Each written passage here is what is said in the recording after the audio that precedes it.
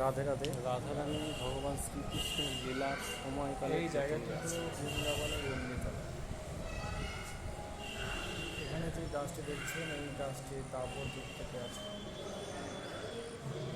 ভগবান যখন রাস করেছিলেন তখন রাস মঞ্চ থেকে যখন রাধারানী বেরিয়ে আসে তখন শ্রীকৃষ্ণ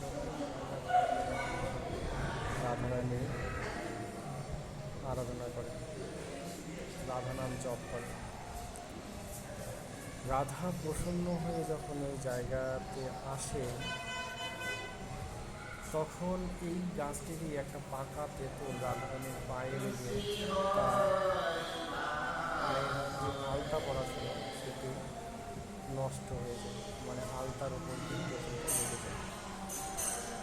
তখন রাধারানী রুষ্ট হয়ে এই গাছটিকে ইমলিতলায় মহাপ্রভুর চরণ চিহ্ন। তোমার গাছের তেঁতুল কখনোই কাটবে না। তাই বর্তমানে 84 কোষ পরিক্রমার মধ্যে যতগুলি তেঁতুল গাছ মানে ইমলি গাছ আছে একটি গাছটিতেও এখন তেঁতুল আর পাকে না।